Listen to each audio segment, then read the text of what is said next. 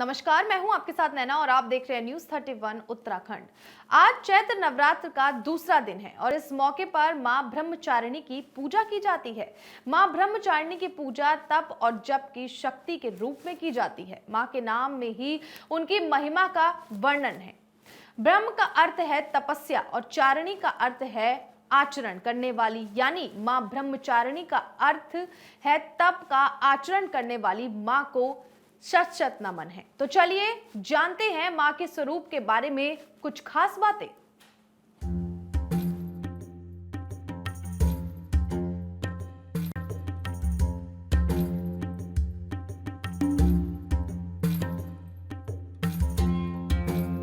शारदीय नवरात्र के दूसरे दिन मां ब्रह्मचारिणी की पूजा अर्चना की जाती है। ब्रह्म का अर्थ है तपस्या और चारिणी का अर्थ है आचरण करने वाली। इससे ब्रह्मचारिणी का अर्थ हुआ तप का आचरण करने वाली। नवरात्रि में दुर्गा पूजा के 9 रूपों की पूजा उपासना की जाती है। मां ने भगवान शंकर को पति रूप में प्राप्त करने के लिए घोर तपस्या की थी और इस कठिन तपस्या के कारण माता को ब्रह्मचारिणी कहा जाता है। वैसे तो मां दुर्गा का दूसरा स्वरूप देवी ब्रह्मचारिणी का है, जो पूर्ण रूप से ज्योतिर्मय है। मां ब्रह्मचारिणी सदैव शांत और संसार से दूर रहकर तपस्या में लीन रहती है। ऐसे में कठोर तप के कारण इनके मुख पर अद्भुत तेज और आभामंडल विद्यमान रहता है। मां के हाथों में अक्षमाला और कमंडल होता है। मां को साक्षात ब्रह्म का स्वरूप माना जाता है और ये तपस्या की प्रतिमूर्ति भी है।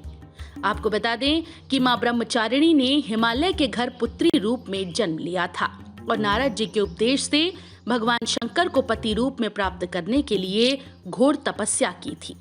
वहीं इस कठिन तपस्या के कारण इन्हें ब्रह्मचारिणी नाम से जाना गया और 1000 साल तक इन्होंने केवल फल फूल खाकर बिताए और 100 सालों तक केवल जमीन पर रहकर शाक पर निर्वाह किया।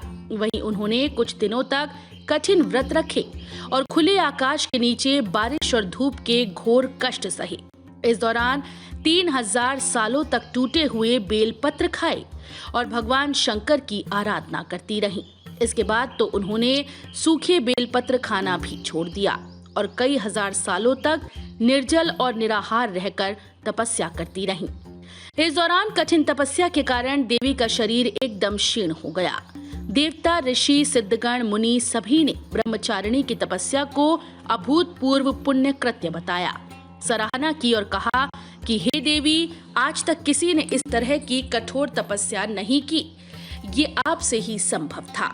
आपकी मनोकामना परिपूर्ण होगी और भगवान चंद्रमौली शिव जी तुम्हें पति के रूप में प्राप्त होंगे।